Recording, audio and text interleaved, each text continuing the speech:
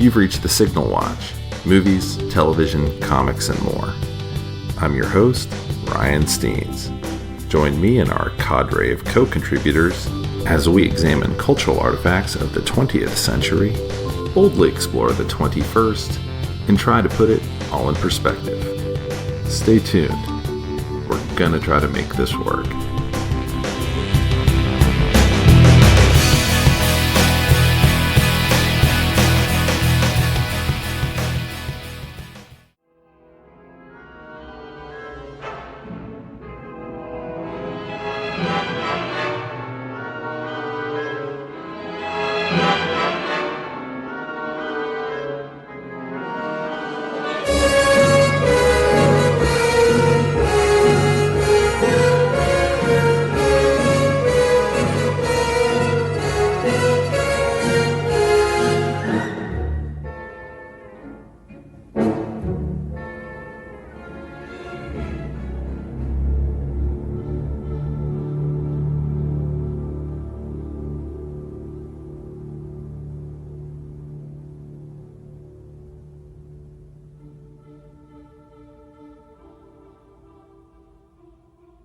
Hey everybody, and welcome back to the Signal Watch. As always, I'm your host, Ryan Steens, and with me today is... Jamie. And we are watching what? 1995's Jade, starring David Caruso. So, we subscribe to the Criterion... we subscribe to the Criterion channel. And they have different collections they put up on there. And it's a great way to watch movies in a kind of semi-curated fashion. And one of the collections they have up right now is erotic thrillers. The film tweet world is often dominated by like Snyder Bros or people talking about the latest cinema to come out. But there's also kind of this other level of film Twitter that people talk to each other on that's kind of interesting. And I would suspect the reason this collection came out was because Karina Longworth has been doing like erotic 80s on her podcast. You must remember this, which is much better than this podcast. I highly recommend it. Sorry, everyone who helps contribute. Karina Longworth is quite good. But you'll find actual information on that podcast. It's researched and shit like that. Who'd have thunk it? What? Yeah. So there's a lot of movies that are on this list. Erotic thrillers have never really been my bag. And Jamie, we recently celebrated our 23rd wedding anniversary. 23rd, yesterday. Yeah. Hey, kids, get married on a year that ends in 00. Yeah. And then remembering how long you've been married is real easy. Super simple math. Yeah. But I would say that in the 23 years we've been married and years we dated ahead of that, I think I can say you are not into erotic thrillers. I mean, it's not your thing. It's not my thing. It's like horror. Like, if there's a really well done version of that genre, I can appreciate it.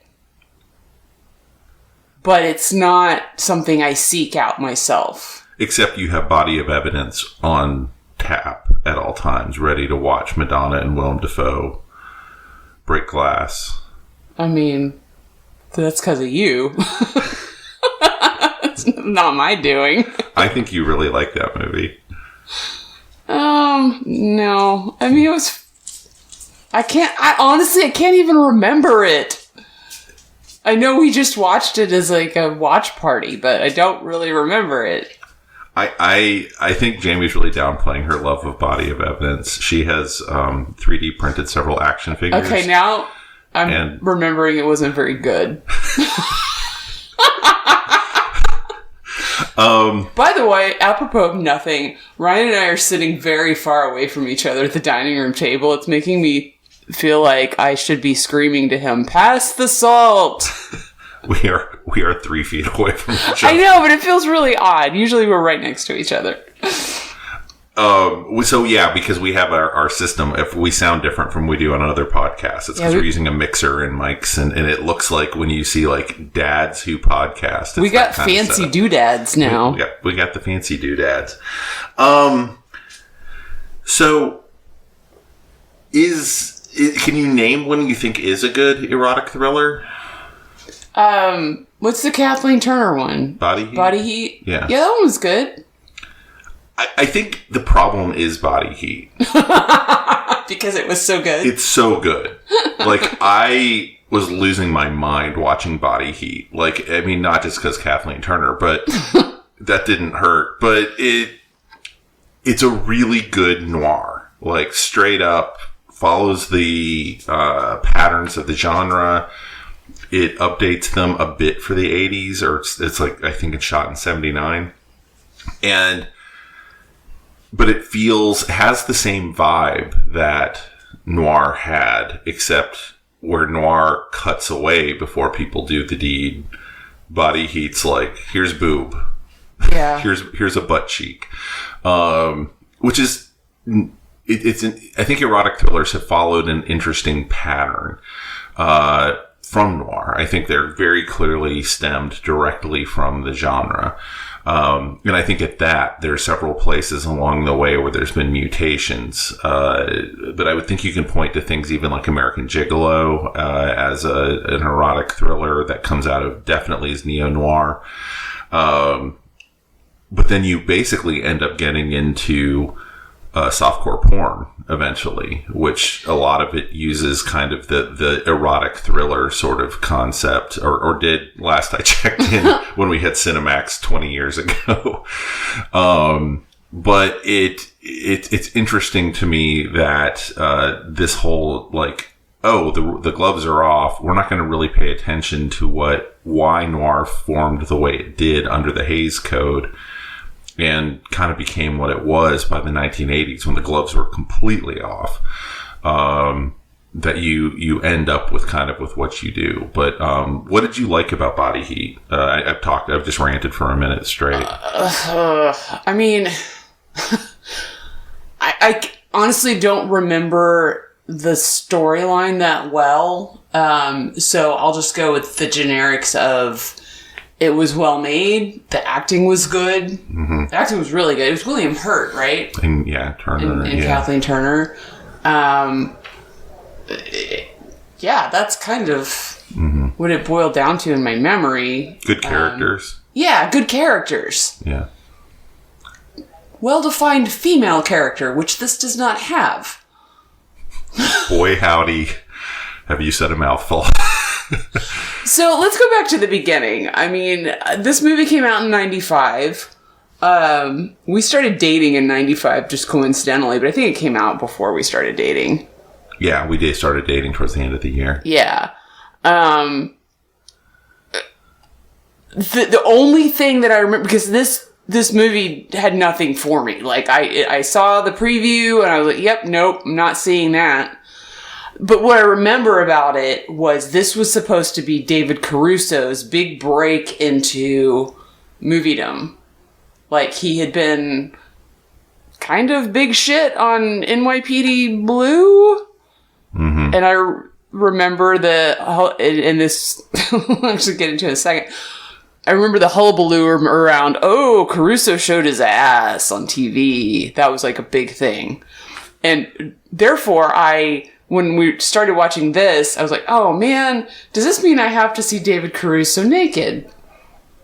Because I remembered all the big deal about his butt in NYPD Blue.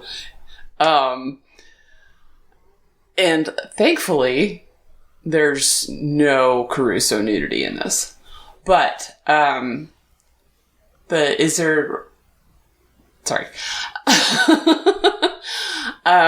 There's no Caruso nudity, save from that, but I didn't see it when it came out, and I haven't even thought about it since then.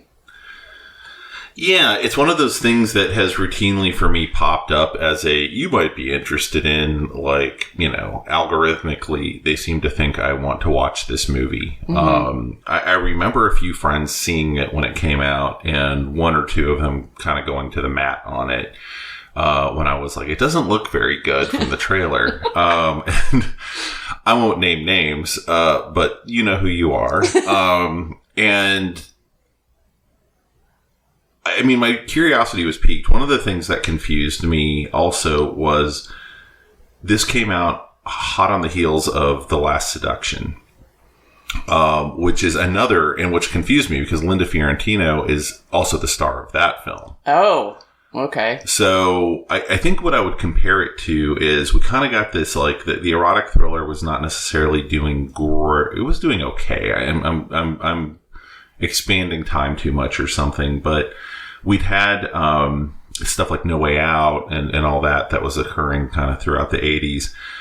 And then we ended up with, oh, Jesus Christ, the other Joe Esterhaus movie. Come on, Jamie, help me out here. Sharon Stone. I'm big on Joe Esterhaus, sorry. The other Sharon. Oh, geez. The big one with Michael Douglas? Yeah. Basic Instinct.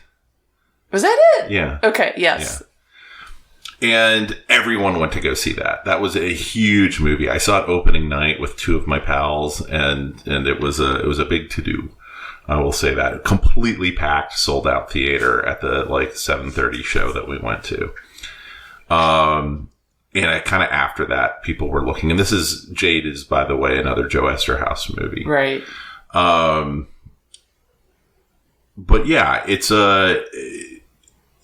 anyway, so I think people were trying to cash in. So you got Sliver and you got some other things like this. I'm suspecting Last Seduction is the movie I was thinking of that is supposedly the good one. Oh, no. And this is the Sliver to the Basic Instinct. Sure. Like, Sliver, someone just this week tried to go to the mat on Sliver with me because I mentioned that we'd watch Jade. And I was like, I don't know, man. The last time I saw that was in a room of 6 dudes in a dorm on a 13-inch TV. And I remember us all just laughing our way through it. It wasn't very good. I think both Basic Instinct and Sliver got sequels, but Basic Instincts waited 20 years, but it got one. I hope this did not. I think it's arguable that this was the beginning of the end in some ways for both Fiorentino and Caruso. Well, Caruso went back to what he does best in taking off his sunglasses. Right. Yeah. He went on to go do the CSI shows. I mean, and hats off to him. That's steady work. Yeah. Yeah. Probably not the most exciting stuff, but no one was going to hire him for more movies, so.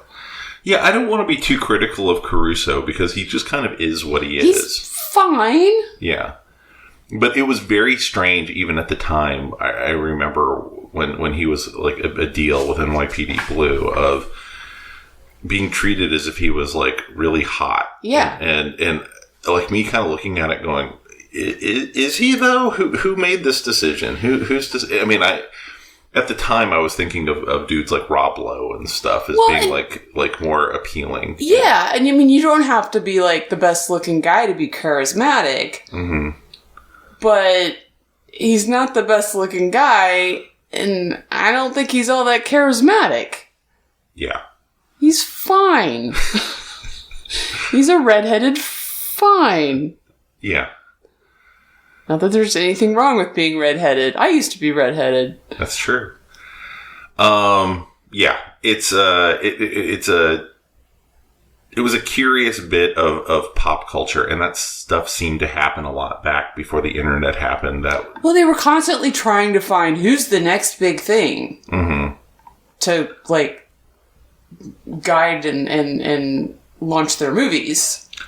And I want to talk about that when we talk about kind of post this movie for Fiorentino. Sure.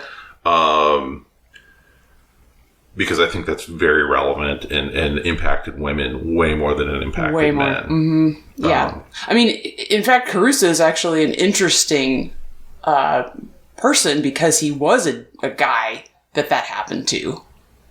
I mean, usually guys have more longevity in film. If they make it, yeah. If they crack into that, yeah. Yeah. It usually takes more than one movie to bring them down. Yeah. Oh. Yeah, they just keep going. They just keep showing up.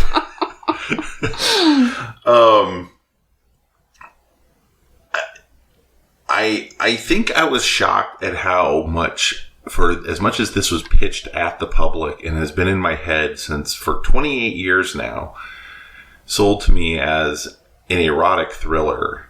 There is minimal sex in it. There's minimal nudity, and there's no sexual tension whatsoever. And what there is of sex and nudity is kind of disturbing. Yeah. I mean, not like in a way of like, oh, this is going to give me nightmares or anything. It's just like unsexy. Yeah. Yeah. It doesn't ever go for what they went for in Basic Instinct, which was the sex is so appealing that the noir thing of the sex is so appealing that it's going to lead to bad decisions or pursuing wrong angles or any of that, because there is no sex in this movie. Well, even the brief scene between Caruso and Fiorentino, where you think, oh, he's gonna blow this entire case because he's caving into her, lasts all of 5 seconds. It's weird. Like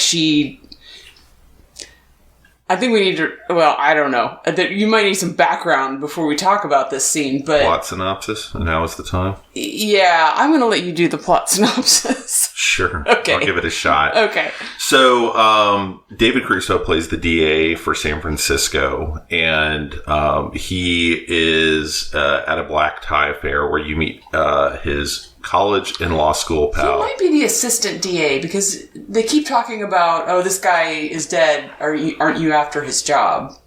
Yeah, that might be right. Okay. And Chaz Palminteri, whose name I've never been able to pronounce for 30 years, is his law school and college buddy. And he is now a big wheel attorney in San Francisco. And he is married to Caruso's college sweetheart, Fiorentino. Yeah, I mean, these three have a really weird relationship. I mean, you kind of just want to say, just move in together. I mean, because these guys are kind of buddy-buddy. They're kind of adversaries over her. It's just weird. It's very weird, and it never gets... nothing gets explained. Nothing is explained. Nothing really gets resolved. No.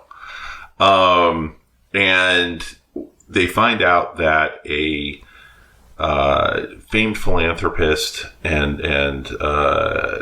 I guess rich guy about town in San Francisco has been murdered. And upon hearing he's dead, Fiorentino says, "Oh, I just saw him today," which triggers the audience to believe, I have seen Basic Instinct. I know where this is going. Amongst the evidence that they accrue, they find photos of the governor, played by Richard Crenna of Rambo fame. He is the governor of California, and he is seen in photos having sex with. This is in photos I never wanted to see. Richard Crenna having sex with Angie Everhart, who is playing in this film a very troubled woman who has had trouble since she was like 17, and now is kind of a hairdresser / hooker. Yeah. For some reason in Chinatown. I have a feeling that character was high-class not hooker, because it's, the governor paying her off to go have sex with rich guys. Yeah. And the governor kind of like just says, okay, whatever. I have people who take care of things for me, but I didn't do this, whatever. And they find a sex bungalow on the beach across the bay, and where they find more evidence. Eventually, they find video of Fiorentino having sex with some random dude, and figure out that this house was basically being used as a one girl at a time brothel for rich guys, and she was wrapped up in this somehow. She was the one that all the guys asked for, and her name was Jade. And I think it's about as much as I really want to explain. That's fine. So Yeah. one of the things the movie doesn't do is, okay, go. So yeah, you said they have a very complicated relationship, and that's kind of seemed to be where you were going with it. Oh, I was just referring to the sex scene between them, which is not a sex scene, towards the end. You think she is the prime suspect in this murder, and you think he's about to blow his career by, sleeping with her and taking her side and blah, blah, blah, blah, blah. And then she's kind of writhing around on his lap, and then he says, "No, we can't do this, get off." And so kicks her out. You know how I knew she didn't do it? Spoilers. You know how I knew she didn't do it? Okay, you first and then me. Go ahead. She never gets naked in this movie. Not even in the video? No. She's wearing lingerie in the video. She's wearing that dress. She's wearing like a slip, yeah. Yeah, that's very true. I knew because they had set her up from the beginning. Mm-hmm. And then that too, yeah. Midpoint, they're arresting her and questioning her. I mean, she's obviously a red herring. It felt like after Basic Instinct, like Esther House was like, I'm going to turn everything upside down that you knew from that. So I'm going to write the opposite of Basic Instinct. I confess I've never actually seen Basic Instinct. Oh. I knew you were going to say that, but I just... We're going to do that and then Bound. It's going to be a trip. Jesus. I forgot what I was going to say. Go ahead. Anyway, yeah, I just knew she didn't do it. Like, you never... Yeah, it seems very clear. I mean, it's a murder mystery. It's almost practically a locked room murder mystery in which they only set up 2 potential people to have done the murder. Well, and then third of the way through, like very early on in the movie, Ryan looks at me and says, I bet Michael Biehn did it. Well, no, what I said was, it's Michael Biehn. That's the thing about having Michael Biehn in your movie, is he always looks like the guy who did it. Right, even when that's what you said. Yeah. Because Michael Biehn just stands around looking like Michael Biehn. Yeah. He looks like he might murder you. Right. Which is why he was perfect in The Abyss. Yes. You believe that he was cracking. Yeah. And he kind of looks that way. He looks like that. Too. Yes, he does. So, yeah, nonsensically, in the last 20 minutes, they insert this whole other scheme of, turns out, Michael Biehn, who's a San Francisco cop who's been on the case, is under the pay of the governor, and so they can throw you off for the last minute and have their ending where the bad guy gets away with it, the murderer gets away with it, and you have a ominous tone ending, kind of like you'd had in Basic Instinct of, oh, the murderer got away with it. But they all think they got the murderer. Yeah, they think that it was Michael Biehn, and then he had some accomplices. Because they did, in fact, kill Angie Everhart. They did. Yeah. Yeah, because she knew too much. Because Angie Everhart had, yeah. But then, even as they were, wrapping that up, arresting them, I had in the back of my head, well, wait, what was their motivation for killing the first guy? Yeah. Well, they didn't have any, and it wasn't them. Well, they stated that they believed that everyone who knew anything about the beach house, yeah. was going to get bumped off, and so therefore that's why Fiorentino was now actually looked at as a potential victim instead of the person who did it. Yeah, I mean, and I briefly also wondered, well, if they're trying to finger her. Ooh, phrasing. Why would they kill her off? But then I guess I don't know. Why? Because it failed. So it failed. Oh, okay. Because they weren't going to be able to arrest her for that. Okay. We just told you the last 10 minutes of the movie without telling you the whole middle of the movie. But yeah, and so they keep, I said, there's only so many suspects. This movie has a lot of characters, though. So many. They're all white dudes I can't tell apart. You can't tell them apart. None of them get more than a few lines. Uh-huh. And literally, one of the 2 people who, when Michael Biehn comes into the house to invade Fiorentino's house. They're there to find any evidence they can about the governor in this house. That's why they're there. Why they decide to kill the maid instead of just locking her in a closet, I do not know, but they do it. Because you got to, because it's a 1990s movie, I suppose. But yeah, the other cop, like, you thought it was the assistant to the governor. I did. Because those two dudes They looked alike. Yes. alike. Well, and also the ending was kind of dark and shot in the dark. Yeah. It's such a weird, like, it's William Friedkin's the director, the guy who brought us The Exorcist. Like, he's not a slouch. He's also not young, I guess. He's still alive. Really? Yeah. Oh, okay. I think. I say that now, and I'm like, I didn't check. I don't know that. But yeah, Friedkin did it. He's not a slouch of a director, but you can definitely feel like something went wrong in editing, or they shot too much and they had to cut something together. But why you would have paid money to see this movie in the sexy sex of the movie just isn't there. I would have been baffled had I seen this in the mid-90s. Well, as a 20-year-old, I guess I would have been. I mean, I'm going to be shallow for a little bit and just talk about, like, what makes this movie appealing. Why would you want to go see it? I mean, I've already been on record saying, David Caruso is not that appealing to me. He's not a draw. But then you have, like, the other love interest is Chaz Palminteri, who's a fine actor. He's okay, but not really someone I want to see having the sexy sex. And then all these background white dudes that all look the same. I think I saw one guy in this movie who was like a one-off sex partner for Linda Fiorentino, who was in any way, like, built or sexually appealing. One guy. Yeah. So, it was a little weird. And then, as far as characters go, there's basically 3 women characters in this movie. One is the high-class prostitute that we talked about that gets offed. Played by, Angie Everhart. I felt so bad for her. She had this monologue where they bring her in for questioning. And it is the linchpin of the film. It's where you unlock everything. It is so much so that they replay the tape of it later on in the movie. It's so bad. It's not... She's acting her little heart out, and it's not good.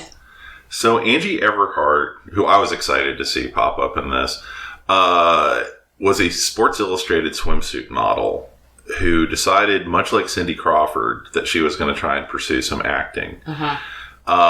She did a few legit things like this, and then started showing up in those Cinemax movies sooner or later. She spent about 9 years tangled up with Joe Pesci as, like, his girlfriend. Joe Pesci, yeah. She's like 6 foot. Okay. So, yeah. He climbed Mount Everhart. So, but yeah, she's not an amazing thespian. I guess is where I'd go with it. No. And there's a hilarious scene where Caruso's chasing her through a Chinese theater. It's these 2 gingers, oh my God, running through the longest, most pointless chase scene. I want to get back to this, but continue, please. And the scene there's like 2 or 3 chases in this movie that go absolutely nowhere. Like, they could have been wrapped in about 20 seconds. Yeah. And this chase goes, and both of them occur in Chinatown. Yeah, yes, they do. Continue. And you're just, it's just such a weird scene. And I'm trying to, like, critically, like, analyze, like, why he would have done this. And, man, aside from the fact that the movie Chinatown exists, nothing came to mind. Like, no. It's so confusing and it's so weird. It goes on for so long. They finally...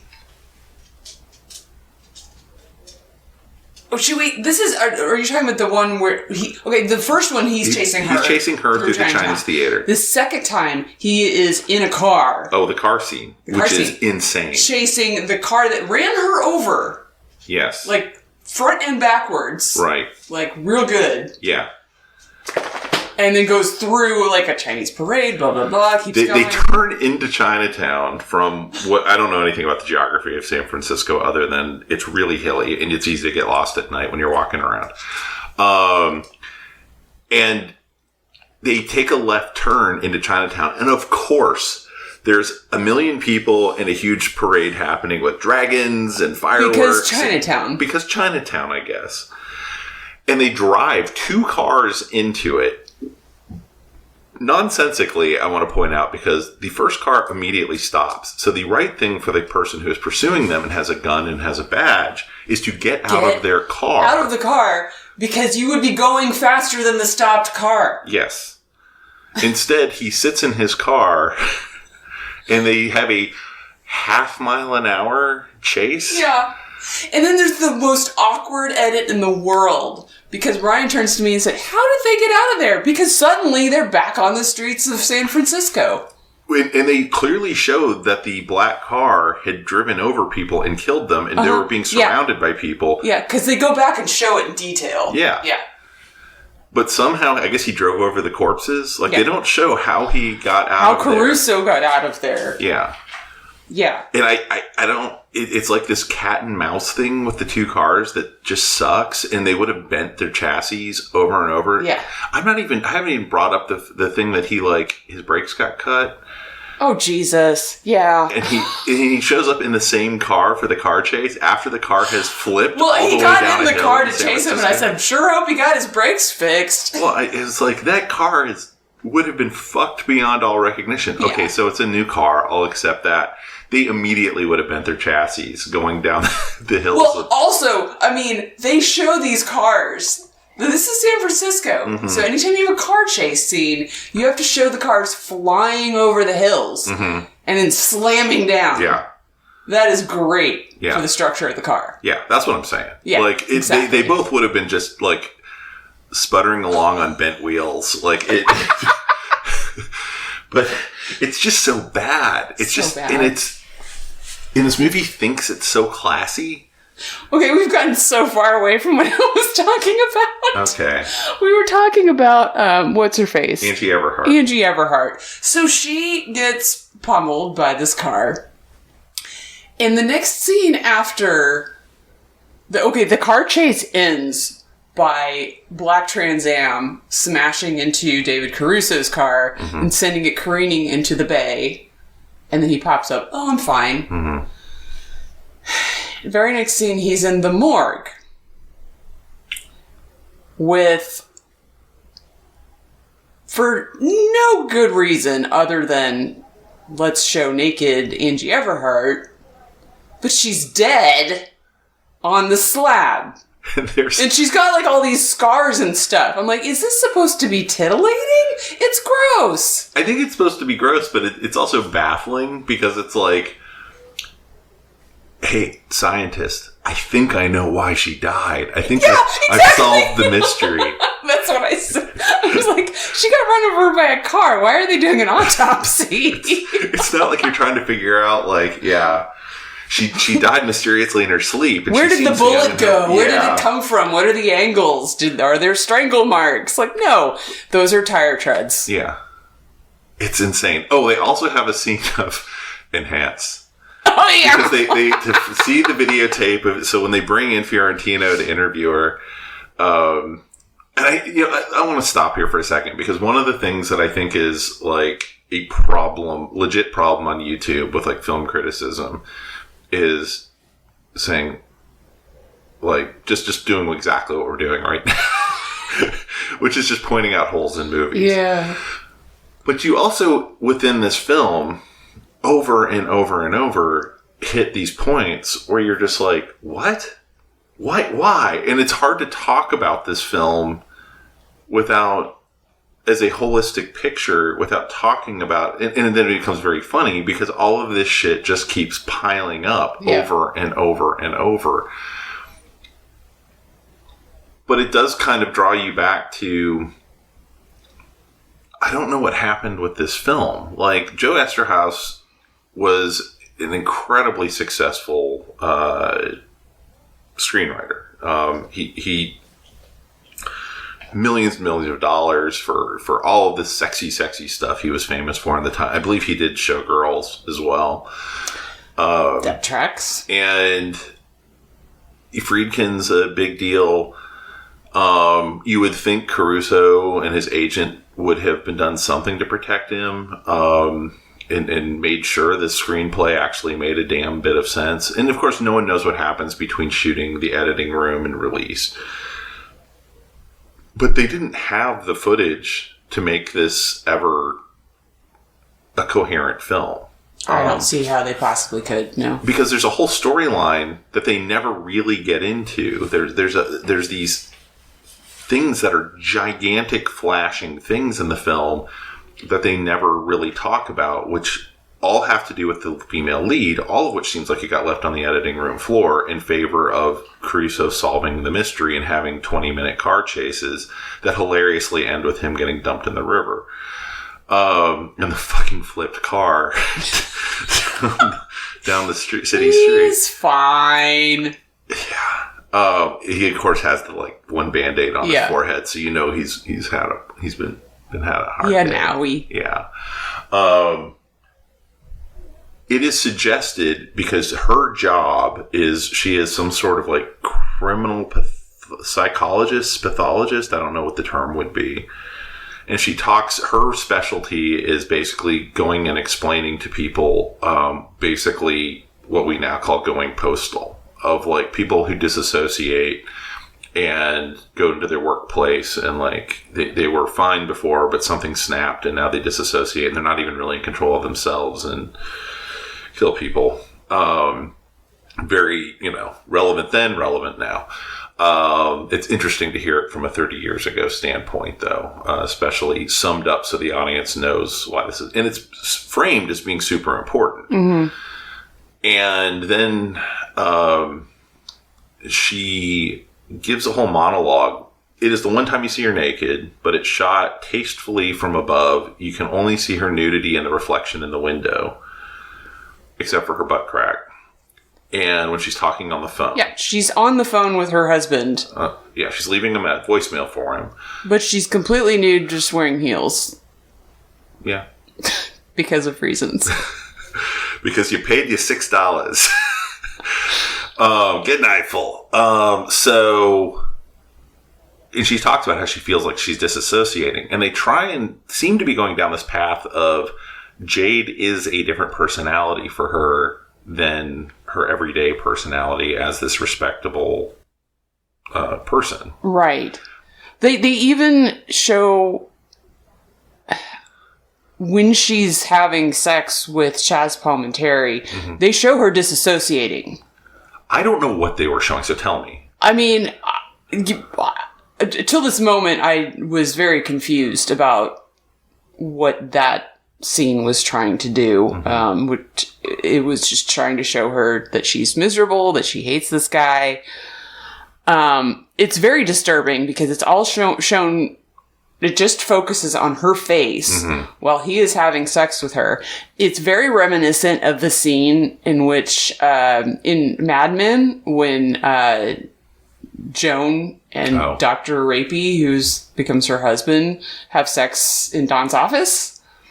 And she keeps telling him to... The only difference is she doesn't tell him to stop. But it's written all over her face. She has tears rolling down her face. Yeah. And I can't tell if it's something that I didn't catch, or if it is her just trying to pretend that she's not there. I mean... Yeah, I didn't think she was disassociating there. And so I think we were supposed to understand, I thought, and correct me, that... Unless she disassociates, this is how she experiences sex currently. Okay. But they also never explain how she experienced sex with David Caruso's character, which seems relevant to the film. It would seem very relevant to the film. And Jade seems aware of character. Yeah, but the two personalities seem aware of each other, and they don't seem split. Yeah. So it's really muddled as to what they're trying to do. We talked about one of the female. She is obviously the main female character. I had a huge problem with how her character was portrayed because I didn't understand her at the end of the movie. Like, were they trying to say? I mean, is she a split personality? Is she just a nymphomaniac? Because her response to being denied by Caruso was to go and have sex with Hot Guy. And I was trying to figure out if then she, like, pushes him away. Like, she keeps having these... I don't know. Yeah, and I was trying to read that as, are they trying to have a woman who is disassociating and has a split personality of some kind, and while she's in that moment with that guy, like, she comes back to herself, and it's just like, oh, what the fuck is going on? Yeah, maybe, but they don't tell the story enough from her perspective to make you understand that. Agreed. And then at the end, she's suddenly the damsel in distress, which fine, but you know, they're her two paramours are coming in to save her from, you know, the guys that want to kill her. So yeah, there's that female character. And then the third is the generic thankless role of woman cop. Lady cop. Lady cop. She's the only woman cop. She's got a leather jacket. Yeah, and she's, you know, she talks shit. Yeah, exactly. But other than that, she really has no personality. She's just Lady there. Cop? Yeah. Oh, she is there, so it's okay. Right. When they play the evidence back and a room full of men make Fiorentina watch a videotape of herself having sex with somebody with her husband in the room. Correct. Yeah. And it really takes kind of the video stuff in Basic Instinct too. Like Esterhaus clearly had like a voyeuristic thing going on that he found that was titillating in some way, and making people like watch themselves and whatnot. Yeah. Yeah. So them's your three characters. Three female characters, women. Yeah. And the maid. Oh, sorry, the maid. And that's a whole other category. So, getting back to Chinatown, this movie's racist. 90s racist. 90s racist. Yeah, it doesn't know it's racist. No, it doesn't think it's racist at all. So, it's called Jade. It's called Jade because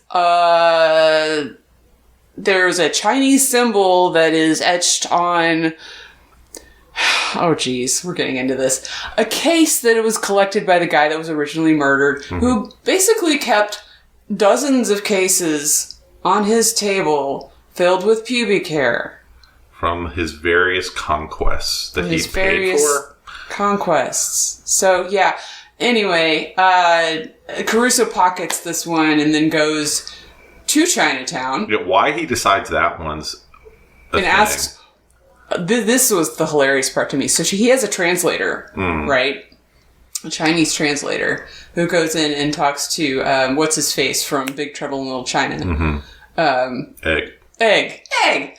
Who doesn't speak English in this movie. And so he's asking him through this guy, you know, what is this box? Did you make it? You know, what is this? And then he asks him, what does this symbol mean? Even though the translator would know. Yeah, well, yeah. It means Jade. So, okay, that's the title of the movie. So, my theory is both she and the Angie Everhart character were originally supposed to be Asian actors. That's what I had assumed before I saw the movie. Yeah. I thought this was an Asian woman. Yeah. Which, no. But then, I mean, they have Chinatown playing such a large part, but they're just... Every time they go in there, it's just like, caricature. Like, they're all putting on the...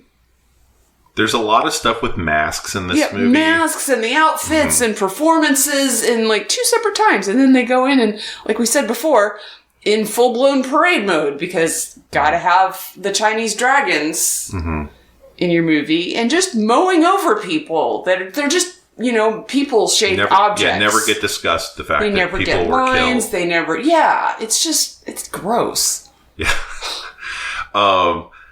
Yeah, the movie tries. It's trying, right? I mean, it's like, oh, the symbolism of masks. We aren't who we pretend to be to the public. Ooh, so maybe the jade was the friends we made along the way. Like, I don't know. It was so like film school, like 101, like weird symbolism stuff, and the soundtrack is just doing this incredibly heavy lifting. It really is. Of like, this is important that we're showing this mask because we're going to play the shit out of this classical piece that you know from somewhere, but you're not going to look up before the podcast because fuck it. But yeah, it's just like a weirdly hacky movie, and if nothing else, and I hate to keep coming back to this, it had one job, and that was to be hot. Yeah. And it absolutely, like, you could, everything else, you'd be like, whatever. Like, it's a stupid movie. We showed up to see some boob, and, I mean, you showed up to see some boob. I mean, I do want a good mystery. So Yeah. you don't get the sexiness. No. And the mystery stuff is hot garbage. It just absolutely, I mean, the pieces are there, but it's not in a way that you're like, oh yeah, okay, that logically all makes sense. They're just pieces that are there that they suddenly go, right? Mystery. We solved the mystery for you, even though the detectives got it wrong. You know now, because none of this shit made any sense, but we're now telling you at the end of the film that Chaz Palminteri, even though they show at the beginning of the film, you see it when they're looking at the crime scene, the cufflink. Yes, the cufflink. And you're like, oh, it was Chaz Palminteri who did it. Yeah. Because women don't wear cufflinks generally, unless they're, doing some gender bending in the dressing. Well, and he obviously recognized it. And he clearly recognized it. From I'm like, the crime scene. He only knows one other person in this film that way. Yeah. And it is Chaz. So it has to be him. And so you're just waiting for that to, like, pay off, which it finally does in the last 30 seconds of the film. But Caruso never explores that path. Nope. He puts it in his pocket and tells Donna Murphy, to the lady He said, don't tell anyone about this. Yeah. So I guess he knows Chaz did it and doesn't care at the end of the film? Yeah, it really feels like he does not care. Which would have been nice to have a scene about that, other than it seeming like he just forgot. He doesn't care about who really done it, and yet he cares enough to pursue the people that mowed down what's-her-face Everhart. through Chinatown. Yeah. Like, he is on the hunt for... Like, what is his motivation? My feeling He seems like he's being a really shitty cop. Yeah, I suspect that... So the 90s were a very weird time for cinema in a lot of ways. You had kind of the indie stuff going on where, you go see Shakespeare in Love or Pulp Fiction or whatever, and it's auteur driven. And there's a lot of different things driving that, but it is not necessarily the stars of the movies. The stars are there as an appealing part. Like you want to go see, it's got Parker Posey, fun, great, I'm going to go see this. Those stars are different from the stars of big Hollywood movies. Like, and when I was in film school, we studied the star system. Like, we were assigned Entertainment Weekly articles to read on how the star system worked. And what had been the studio system, and up until probably 10, 15 years ago, people were very big on coming up with very large categorizations for stuff. I think that some of that's gotten somewhat better, but we had the studio system, which was fully understandable of like, Warner Brothers, Jack Warner, all that. And in the 90s, the way it worked was you'd had like a Jim Carrey, and then Jim Carrey would like design a whole movie around himself, and you end up with something like The Cable Guy, which may have had a script that vaguely resembled what you started with, but he'd bring in his own people. The only person who's really doing this now, Tom Cruise. Tom Cruise has not had to change a fucking lick in 40 years in cinema. Nope. He hit this point with like Cocktail, and he's like, I'm going to keep remaking Cocktail. It's going to be Cocktail on a plane, Cocktail in a car. Cocktail in feudal Japan. Yeah, it's insane. It is Cocktail in feudal Japan. Okay, that one was a stretch, but Which is also why I really like Live, Die, Repeat, because it's the opposite of Tom Cruise in Cocktail. Well, is it though? Anyway, leave a there's comment. a whole podcast about that. Yeah. Oh, God, I love Live, Die, Repeat. Anyway, so it's not called that. It's called like Edge of Tomorrow or something, but the title Live, Die, Repeat is much, much better because it's accurate. And I think Caruso's people came into this film and said, people are going to think there's a hard edit there, but it's like, no, this is just my brain ping-ponging all across the 90s. And they said, we're going to rewrite this. And so he needs 2 car chases. He needs to chase Angie Everhart. Like, he needs more screen time. And probably there was something in his contract that was like, he needs to be on screen like 75% of the time. This is a Caruso movie. And I think that fucked up the movie royally. I suspect that's what happened. And Friedkin, like, he's not doing great in his career at this point. He's like, whatever. Maybe even the sex scene was longer and they just decided, nope, that's too much Caruso. I suspect, I'm totally making shit up, but I suspect that Caruso was like, no, my character's not so dumb he would fall for this. That's a thing from a different kind of movie. I mean, I don't... I hate that when that happens in movies where guys think with their dick. I'm like, dude, this entire movie is supposed to be about people thinking with their dick. Yeah. You not doing that makes this movie really dumb and boring. I don't know. I mean, that was the one decision I kind of agreed with on him. Like, that makes sense. Of course it makes sense, but it's when you're watching a noir, why you go, don't do... Oh, Jesus, dude. No, I'm just saying I appreciated it, that it was different.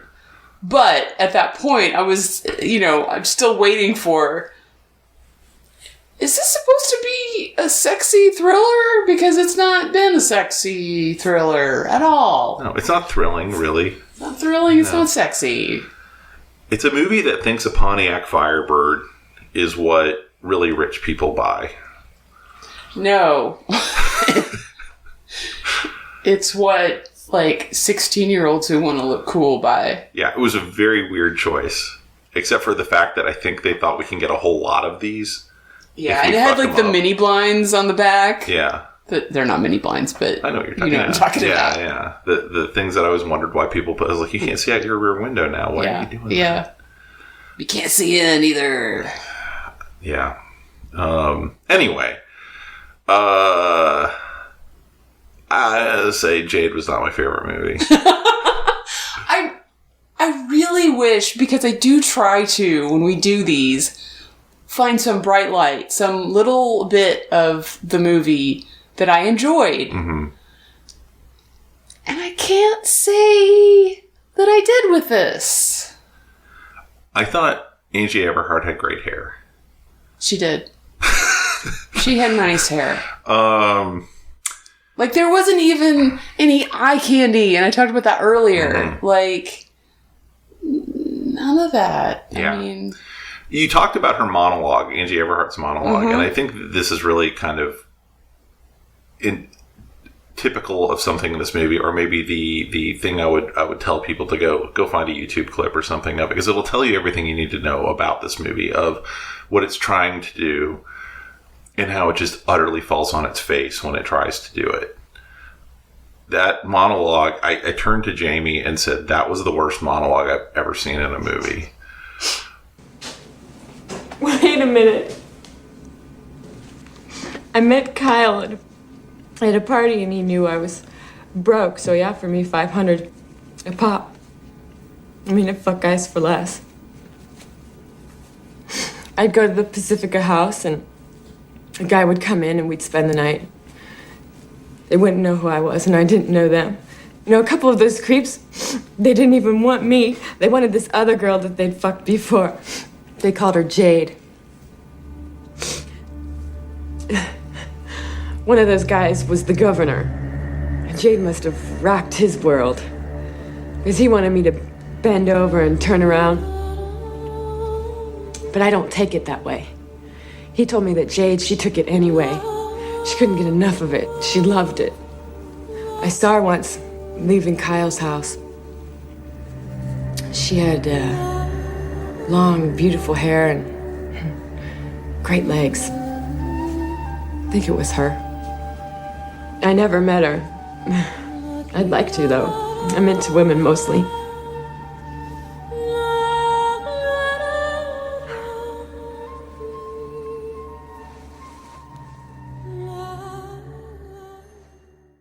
It really was. Yeah. Like, I mean, short of like, you know, something you'd see on MST3K of like a scientist explaining, you know, why he Even that would be amusing. That would at least be amusing. Right. This was like, we need to get this exposition dump out. We've set up the cops up to a point where there's no effing way they have any way to roll forward. This character who has no motivation for saying any of the things she's about to say is going to say them.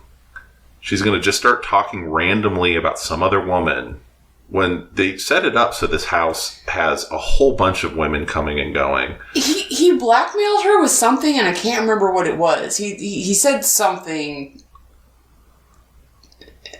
Who blackmailed? Caruso. Before he left, he was like leaving the room. Mm-hmm. And he said something which was like, no, wait, sorry, I'll talk. Yeah, I can't remember what it was. That was to talk about what she was doing at the house and with the governor, not about Jade. Oh, I thought he asked her specifically about her, but I guess not. Well, even if he did, she doesn't have to. She has absolutely. She can just say, "I don't know her." Yeah. There's no reason. There's no reason for her to know her. Yeah. Because they're not there at the same time. Yeah. It's very poor. It's very poor filmmaking. And I if I can find the audio clip, I'll cut it in after. I keep fucking up not finding the things I say I'm gonna, but it's just the weirdest, baddest monologue, and I'm glad you brought it up because I might have forgotten otherwise. Yeah, you're welcome. But yeah, if you do go back to Jade, like when you hit that monologue note, this made Ryan just like do the like lips back, teeth clenched, cringe as he was watching this scene play out, feeling very bad for everybody involved. Yeah. So this movie comes out in 95. And we talked at the beginning about how, you know, actors were somewhat disposable. I just talked about the star system and kind of like Caruso being, you know, the whatever he was, not quite making it, but then ending up in CSI land for like 30 years. And now he's a bajillionaire because TV's weird. I've never seen an episode of CSI Miami, I want to point out, like, ever. I know it's been running for like 30 years. And yet, Ryan and I would constantly, while we were watching this, look at each other and go, sunglasses off. Yow! Because that's all we know about him. And then doing dumb puns about whatever had just happened. Yeah, exactly. Yeah. But in the 90s, film was much less forgiving to women. They would kind of like decide a woman was hot for both physically and career-wise hot for about 5 minutes, and then if you don't take off completely, and so women on, I think, TV had a much better shot than in the film world. After this, Fiorentino does several movies. She was doing a shit ton of movies right at this point, as a matter of fact. Between 93 and like 96, she did something like 10 movies. It's a lot for what would have been at the time. You don't know when she's stopping to take a breath, but her you know, good for her and her agent at this point. By 97, she does Men in Black as Laurel. I don't remember Laurel. Oh my god, yeah, I kind of vaguely do. Who was Laurel? Was that Kay's wife? That the love interest? I don't know who Laurel was. I think she was Will Smith's love interest in that movie. She's in Dogma in 99, and then after that, she is not in Anything You Know. She basically stops doing anything by 2002. She is the titular character in Liberty Stands Still as Liberty Wallace in 2002. For 7 years, disappears, comes back in a straight-to-video movie called Once More with Feeling, and that is her last acting credit. So she has not really done anything in 21 years. She doesn't really have any other... I don't know anything about this person, but I think it's really indicative of a very weird period in the industry of... I mean, it's not new. This is kind of the tail end of this particular aspect. Now, generally, that with television having a bajillion different outlets and everything, people at least drift into like, oh, she's on that doctor show you've never seen, or they're on a Canadian something or other that you've never seen. But people tend to continue to work. She's kind of the last gasp of like, you kind of your career just kind of peters out at some point, and what are you going to go do, commercials now? Yeah, and I feel bad saying this is going to sound terrible. Because this is my only example of her work, I guess I did see her in Men in Black. She must have had some acting talent if she was in multiple movies. Yeah. It's not well displayed here. I think it was probably due to the writing and the directing, because she just does a lot of like slinking around and like positioning herself on the couch while she's talking to the cops, like, I'm sexy. I mean, I think it was the directing. I don't know. I mean, but then also, like, I was talking about there were no, like, really appealing men in this movie. Mm-hmm. I think she's very pretty. I don't have a bar for, is she hot, blah, blah, blah. But the scene in which she is caught on tape having sex with whoever it is, and they do the enhance, I had to turn to Ryan and say, is that her? Because she had such a generic face. I don't know. I mean, I hate to say, I think that she's beautiful, but she is not striking. Sure. And I think that is a problem sometimes for... we've talked occasionally on the podcast how I have face blindness for like, ingenues in their 20s. Well, I had face blindness for all of the white dudes in this movie. Yeah. I mean, it's like, I literally... If you'd ask me about any actress under the age of, like, 35, I'm like, don't know. They're all the same person to me. Yeah. And that kind of... the videos, it's black and white. It's supposed to look like security footage. Yeah, it's a little grainy. It's hard to, but you legit can't tell who that is. So the fact the cops are like immediately like, that's her. Yeah. It's a very important plot point. It's like, that is any brunette you guys just like walked in off the street. It's like, I know this is supposed to be grainy footage, but it's a movie. Make it less grainy. They do. They say enhance. Enhance. Even when they enhanced, I had trouble. Okay, so I know I said, like, I was complaining about, like, picking on plot points, but they pull a mini DV tape out of the fire. Right. I'm not even sure it's DV. It's 95. It can't be. So it's like a mini cassette they pull out of the fire. Yeah. So it's been in fire. Oh, And they're like, can you do anything with this? We'll send it to the lab. And the lab's there's no way. We ran it through an algorithm, which, of course, every police station has the algorithm.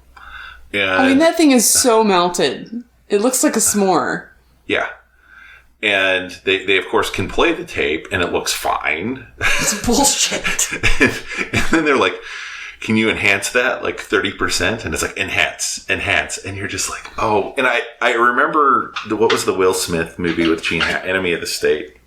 Right. Was the one that took that, like... Oh. I still think that killed that. That took it to an 11. Yeah. Yeah. But it's just embarrassing. It's so bad. But anyway, yeah, I feel bad for Fiorentino. I feel bad for women in this movie. Oh, God. Yeah. It was just the height of... sexism in the 90s. And I feel bad for me because I watched it. I watched it. Now, there's a whole bunch of other movies that are in this collection on Criterion Channel. And I know it sounds like I have this very schizophrenic relationship with, like, erotic thrillers, and I do.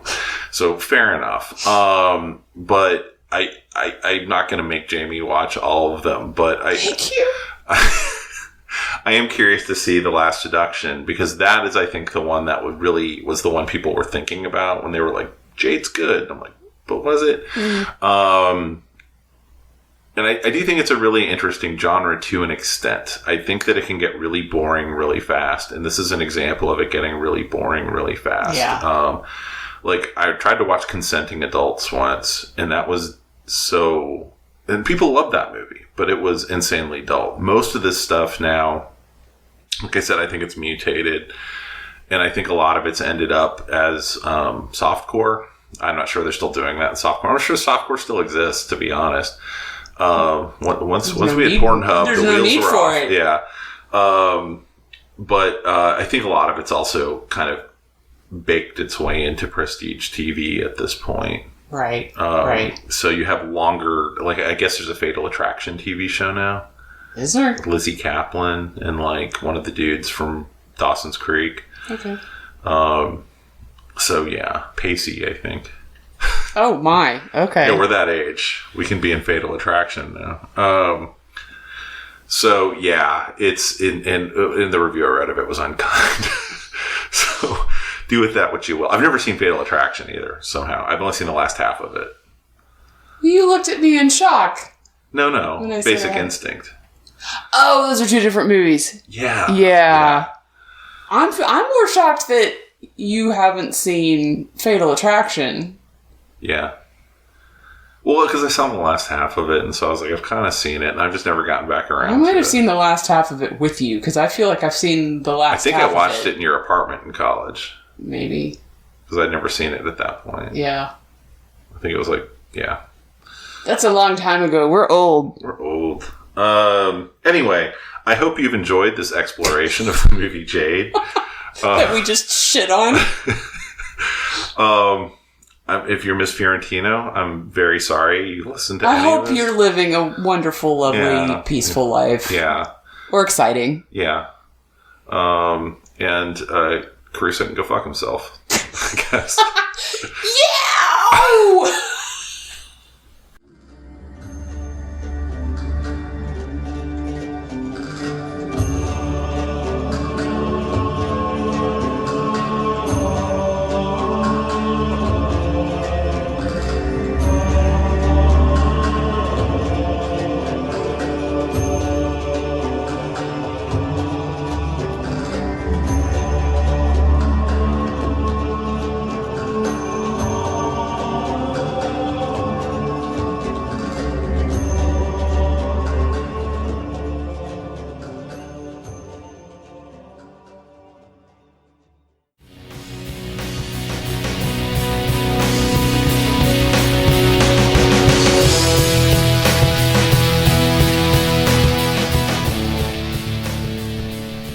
That about wraps it up for this edition of The Signal Watch, a production of the League of Melbotus.